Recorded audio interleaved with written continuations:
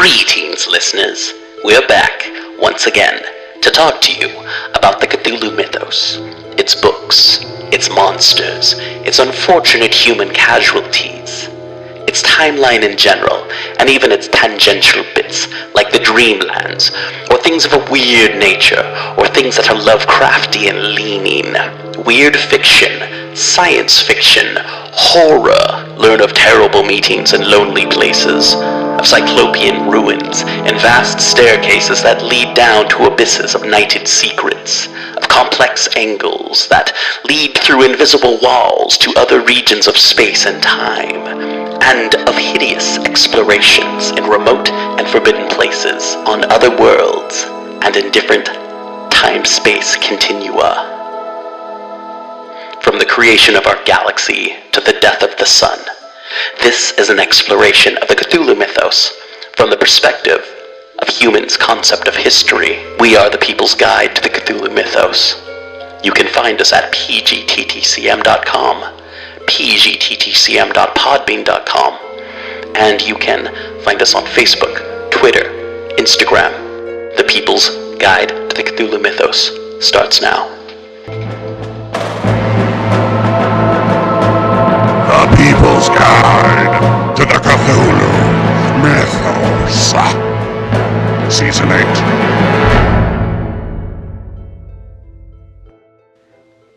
The Picture of Dorian Gray is a Gothic and philosophical novel by Oscar Wilde, first published complete in the July 1890 issue of Lippincott's monthly magazine. Later, it was turned into a published book form that was not censored in 1891.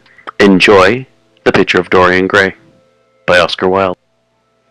This episode is brought to you by FoundItemClothing.com and BunnySlippers.com. Subscribe to PGTTCM with DB Spitzer and Seraphy wherever you subscribe to podcasts. We use Podbean and Apple Podcasts around these parts. Check out our new website over at www.pgttcm.com. Check out the new PGTTCM merch table over at pgttcm.threadless.com. Follow on Twitter, Facebook, Instagram, and PGTTCM. And YouTube at People's Guide to the Cthulhu Mythos. Not much video there, but you can listen. And if you have friends who don't like to listen to podcasts, they can always just turn on YouTube and listen. Edited by Daniel Spitzer. Audio by everybody. Music by Kevin MacLeod featuring The Chamber and Oppressive Gloom. Chapter 7 of The Picture of Dorian Gray by Oscar Wilde. For some reason or other, the house was crowded that night, and the fat Jew manager who met them at the door was beaming from ear to ear with an oily, tremulous smile. He escorted them to their box with a sort of pompous humility, waving his fat, jeweled hands and talking at the top of his voice. Dorian Gray loathed him more than ever. He felt as if he had come to look for Miranda and had been met by Caliban. Lord Henry, on the other hand, rather liked him. At least he declared he did, and insisted on shaking him by the hand and assuring him that he was proud to meet a man who had discovered a real genius and gone bankrupt over a poet. Hallward amused himself with watching the faces in the pit. The heat was terribly oppressive, and the huge sunlight flamed like a monstrous dahlia with petals of yellow fire. The youths in the gallery had taken off their coats and waistcoats and hung them over the side. They talked to each other across the theater and shared their oranges with the tawdry girls who sat beside them. Some women were laughing in the pit. Their voices were horribly shrill and discordant. The sound of the popping of corks came from the bar. "What a place to find one's divinity in," said Lord Henry. "Yes," answered Dorian Gray. "It was here I found her, and she is divine beyond all living things. When she acts, you will forget everything.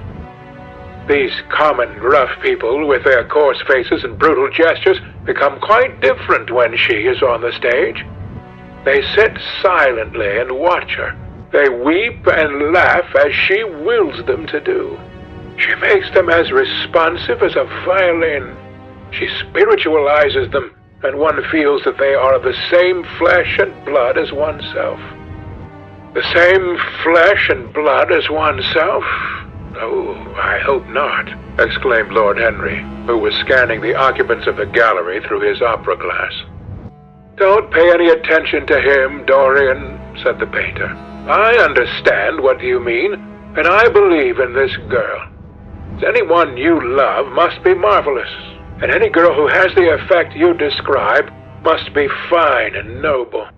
To spiritualize one's age, that is something worth doing. If this girl can give a soul to those who lived without one, if she can create the sense of beauty in people whose lives have been sordid and ugly, if she can strip them of their selfishness and lend them tears of sorrows that are not their own, she is worthy of all your adoration, worthy of the adoration of the world. This marriage is quite right. I did not think so at first, but I admit it now. The gods made Sybil Vane for you. Without her, you would have been incomplete. Thanks, Basil, answered Dorian Gray, pressing his hand. I knew that you would understand me. Harry is so cynical. He terrifies me. But here is the orchestra. It is quite dreadful, but it only lasts for about 5 minutes. Then the curtain rises, and you will see the girl to whom I am going to give all my life, to whom I have given everything that is good in me. A quarter of an hour afterwards, amidst an extraordinary turmoil of applause, Sybil Vane stepped onto the stage. Yes, she was certainly lovely to look at, one of the loveliest creatures, Lord Henry thought, that he had ever seen. There was something of the fawn in her shy grace and startled eyes. A faint blush, like the shadow of a rose in a mirror of silver, came to her cheeks as she glanced at the crowded, enthusiastic house. She stepped back a few paces, and her lips seemed to tremble. Basil Hallward leaped to his feet and began to applaud. Motionless, and as one in a dream, sat Dorian Gray, gazing at her. Lord Henry peered through his glasses, murmuring, "Charming, charming." The scene was the hall of Capulet's house, and Romeo, in his pilgrim's dress, had entered with Mercutio and his other friends. The band, such as it was, struck up a few bars of music, and the dance began. Through the crowd of ungainly, shabbily dressed actors, Sybil Vane moved like a creature from a finer world. Her body swayed while she danced as a plant sways in the water. The curves of her throat were the curves of a white lily. Her hands seemed to be made of cool ivory. Yet she was curiously listless. She showed no sign of joy when her eyes rested on Romeo. The few words she had to speak, "Good pilgrim, you do wrong your hand too much, which mannerly devotion shows in this. For saints have hands that pilgrims' hands do touch, and palm to palm is holy palmer's kiss," with the brief dialogue that follows, were spoken in a thoroughly artificial manner. The voice was exquisite. From the point of view of tone, it was absolutely false. It was wrong in color. It took away all the life from the verse. It made the passion unreal. Dorian Gray grew pale as he watched her. He was puzzled and anxious. Neither of his friends dared to say anything to him. She seemed to them to be absolutely incompetent. They were horribly disappointed. Yet they felt that the true test of any Juliet is the balcony scene of the second act. They waited for that. If she failed there, there was nothing in her. She looked charming as she came out in the moonlight. That could not be denied.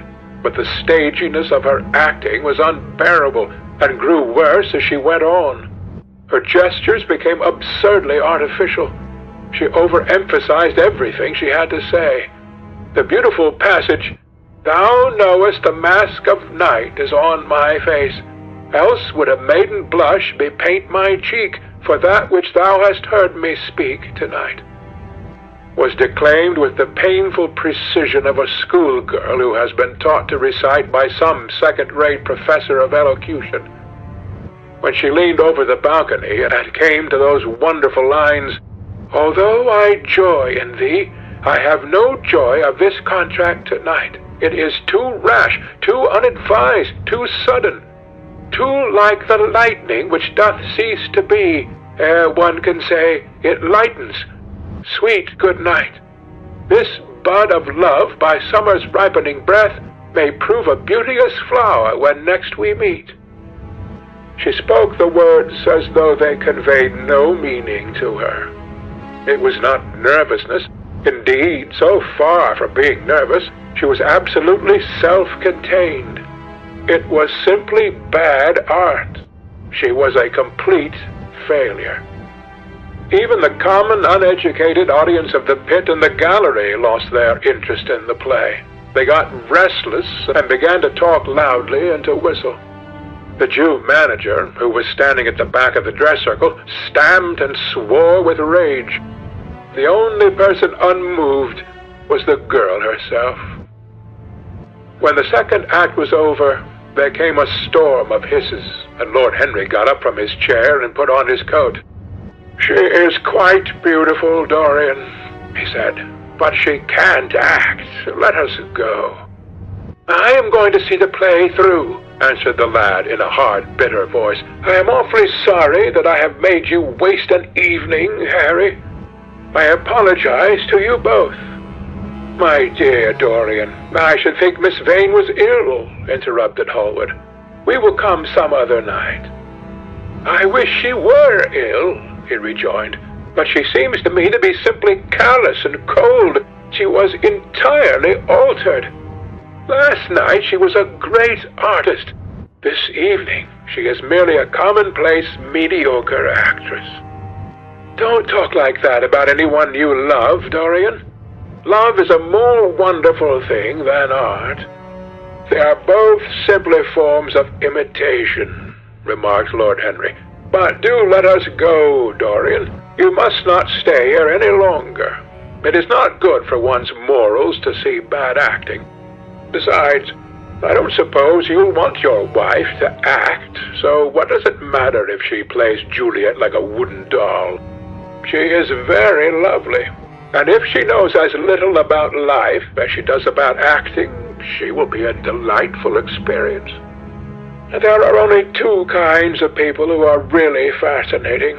People who know absolutely everything, and people who know absolutely nothing. Good heavens, my dear boy, don't look so tragic.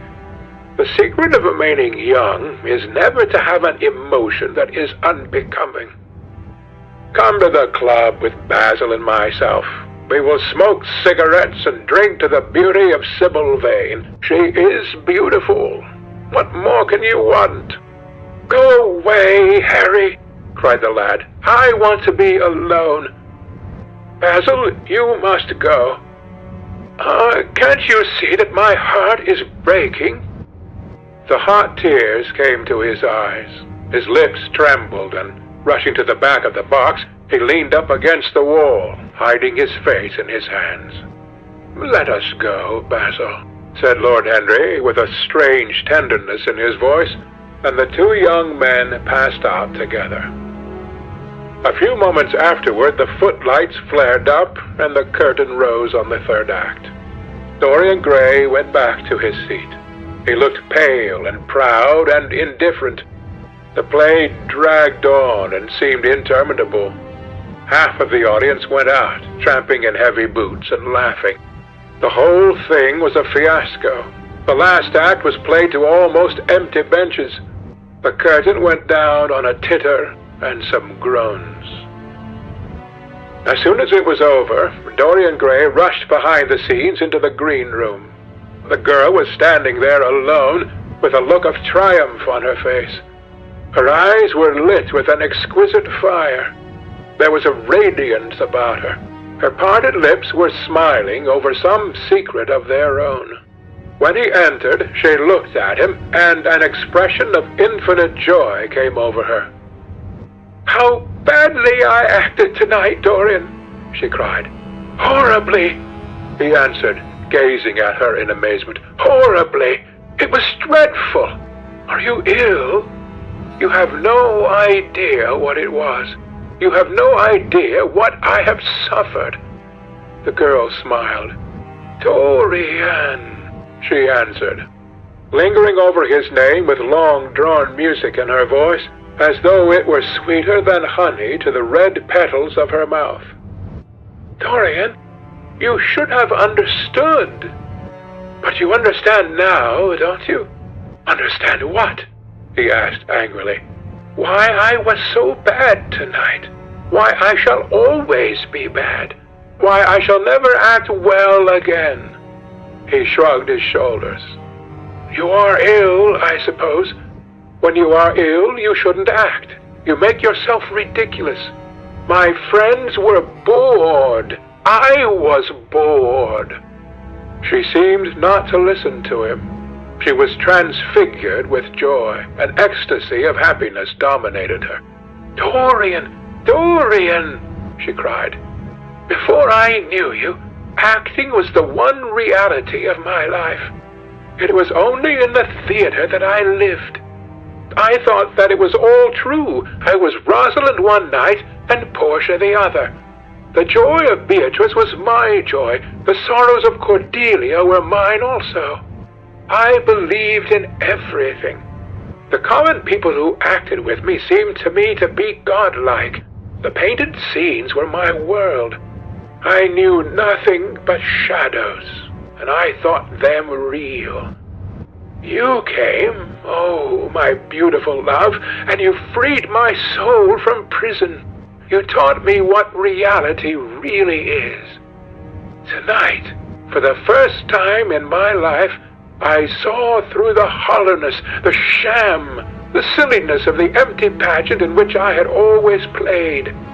Tonight, for the first time, I became conscious that the Romeo was hideous and old and painted, that the moonlight in the orchard was false, that the scenery was vulgar, and that the words I had to speak were unreal, were not my words, were not what I wanted to say.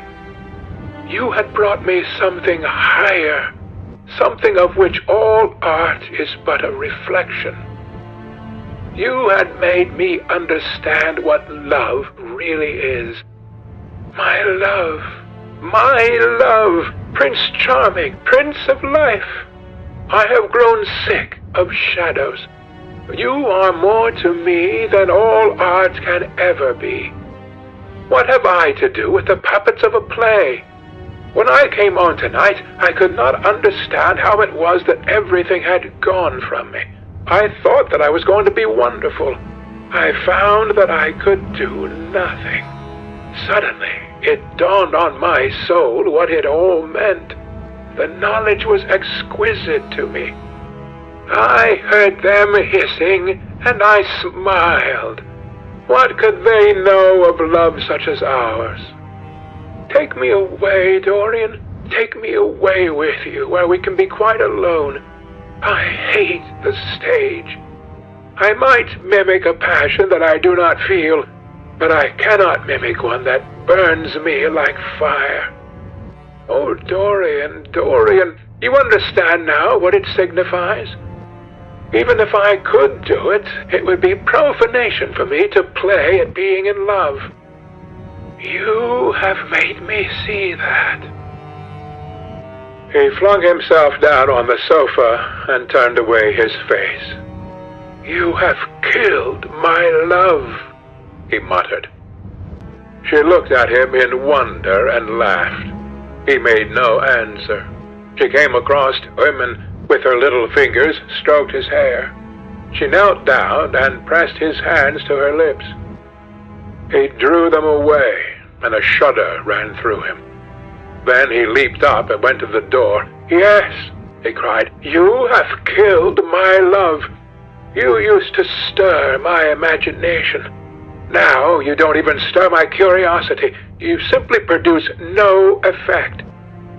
I loved you because you were marvelous, because you had genius and intellect, because you realized the dreams of great poets that gave shape and substance to the shadows of art.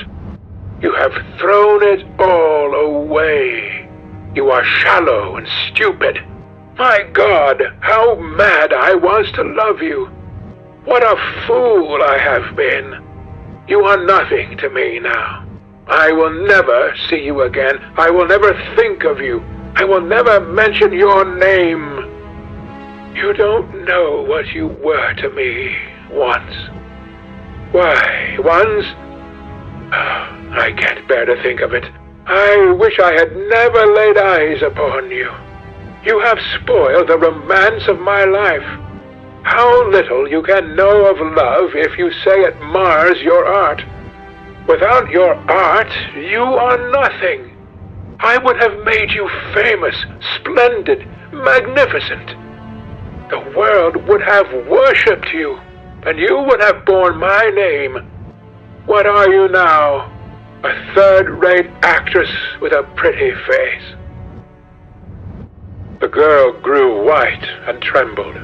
She clenched her hands together, and her voice seemed to catch in her throat.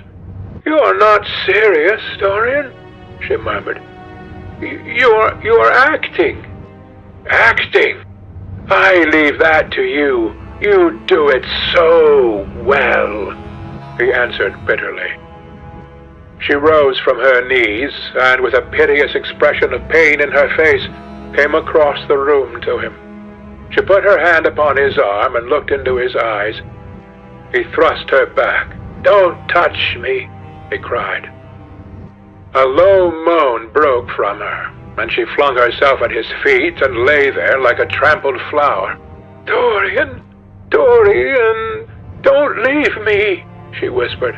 "I am so sorry I didn't act well. I was thinking of you all the time. But I will try. Indeed, I will try." He came so suddenly across me, my love for you. I think I should never have known it if you had not kissed me, if we had not kissed each other. Kiss me again, my love. Don't go away from me. I couldn't bear it. Oh, don't go away from me. My brother? No, never mind. He didn't mean it. He was just in jest. But you, oh, can't you forgive me for tonight? I will work so hard and try to improve. Don't be cruel to me, because I love you better than anything in the world. After all, it is only once that I have not pleased you. But you are quite right, Dorian. I should have shown myself more of an artist. It was foolish of me, and yet I couldn't help it. Oh, don't leave me. Don't leave me. A fit of passionate sobbing choked her. She crouched on the floor like a wounded thing, and Dorian Gray, with his beautiful eyes, looked down at her, and his chiseled lips curled in exquisite disdain. There is always something ridiculous about the emotions of people whom one has ceased to love. Sybil Vane seemed to him to be absurdly melodramatic. Her tears and sobs annoyed him. "I am going," he said at last in his calm, clear voice. "I don't wish to be unkind, but I can't see you again. You have disappointed me." She wept silently, and made no answer, but crept nearer. Her little hands stretched blindly out and appeared to be seeking for him. He turned on his heel and left the room. In a few moments, he was out of the theater. Where he went, he hardly knew. He remembered wandering through dimly lit streets, past gaunt, black-shadowed archways and evil-looking houses. Women with hoarse voices and harsh laughter had called after him. Drunkards had reeled by, cursing and chattering to themselves like monstrous apes. He had seen grotesque children huddled upon doorsteps and heard shrieks and oaths from gloomy courts. As the dawn was just breaking, he found himself close to Covent Garden. The darkness lifted, and flushed with faint fires, the sky hollowed itself into a perfect pearl. Huge carts filled with nodding lilies rumbled slowly down the polished, empty street. The air was heavy with the perfume of the flowers, and their beauty seemed to bring him an anodyne for his pain. He followed into the market and watched the men unloading their wagons. A white smocked carter offered him some cherries. He thanked him, wondered why he refused to accept any money for them, and began to eat them listlessly. They had been plucked at midnight, and the coldness of the moon had entered into them. A long line of boys carrying crates of striped tulips and of yellow and red roses defiled in front of him, threading their way through the huge jade-green piles of vegetables. Under the portico, with its gray, sun-bleached pillars, loitered a troop of draggled, bareheaded girls, waiting for the auction to be over. Others crowded round the swinging doors of the coffee house in the piazza.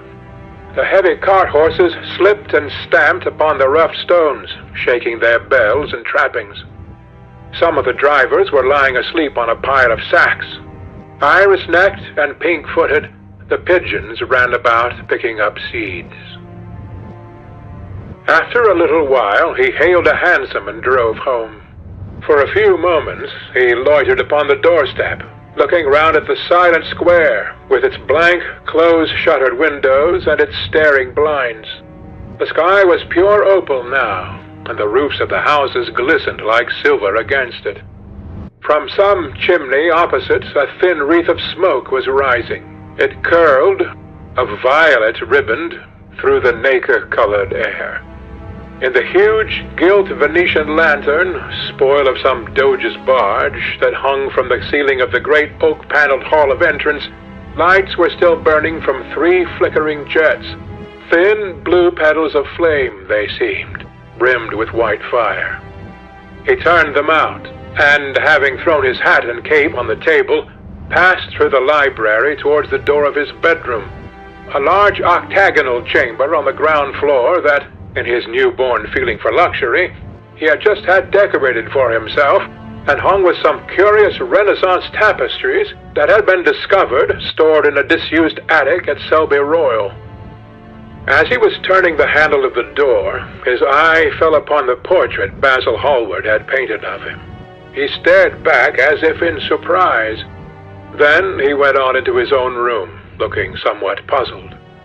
After he had taken a buttonhole out of his coat, he seemed to hesitate.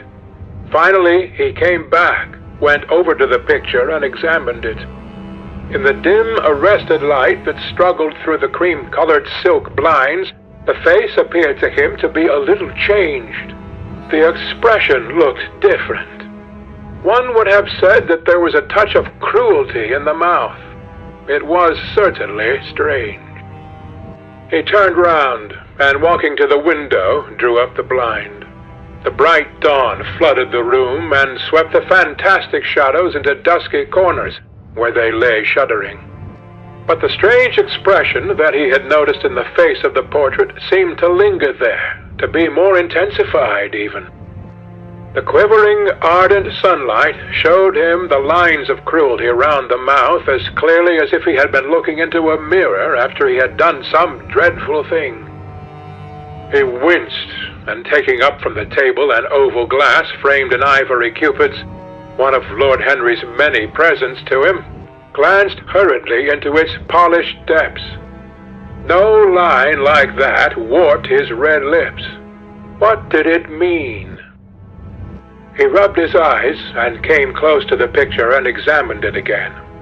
There were no signs of any change when he looked into the actual painting, and yet there was no doubt that the whole expression had altered. It was not a mere fancy of his own. The thing was horribly apparent. He threw himself into a chair and began to think. Suddenly, there flashed across his mind what he had said in Basil Hallward's studio the day the picture had been finished. Yes, He remembered it perfectly.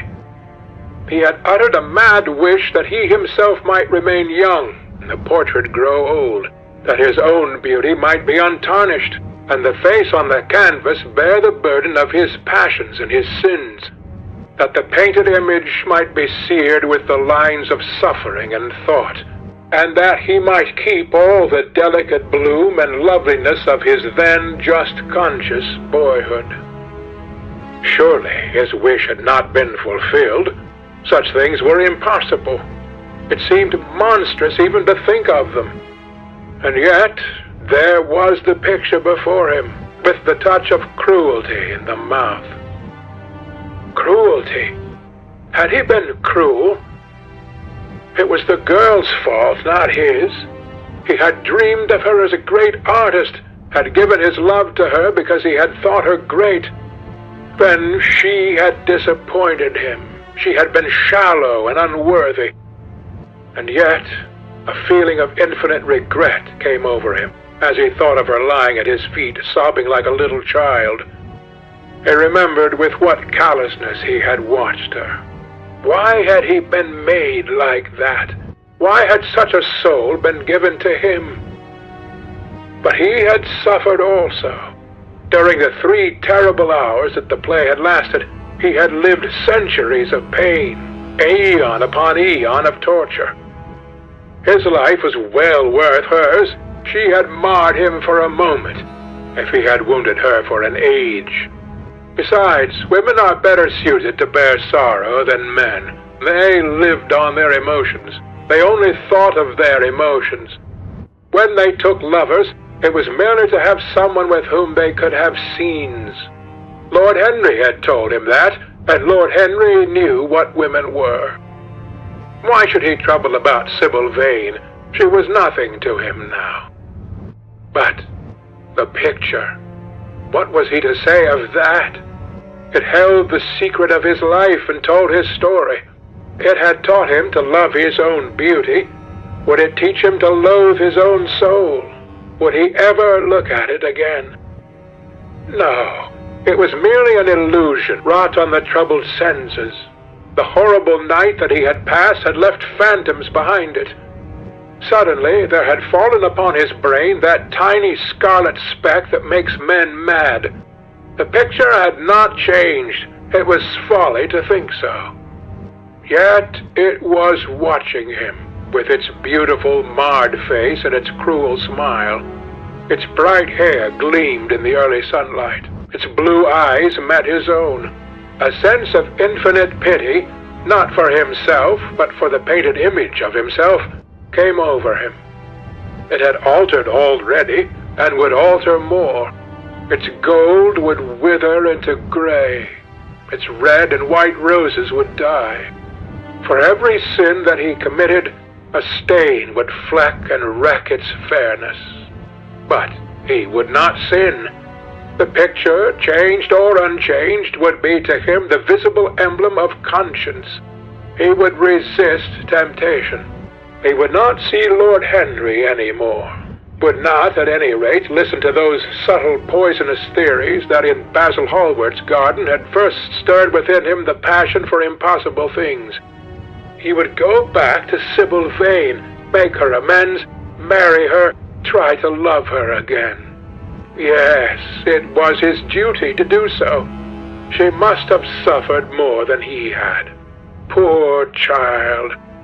He had been selfish and cruel to her. The fascination that she had exercised over him would return. They would be happy together. His life with her would be beautiful and pure. He got up from his chair and drew a large screen right in front of the portrait, shuddering as he glanced at it. "How horrible!" he murmured to himself, and walked across to the window and opened it. When he stepped out onto the grass, he drew a deep breath. The fresh morning air seemed to drive away all his somber passions. He thought only of Sybil. A faint echo of his love came back to him. He repeated her name over and over again. The birds that were singing in the dew-drenched garden seemed to be telling the flowers about her. End of chapter 7.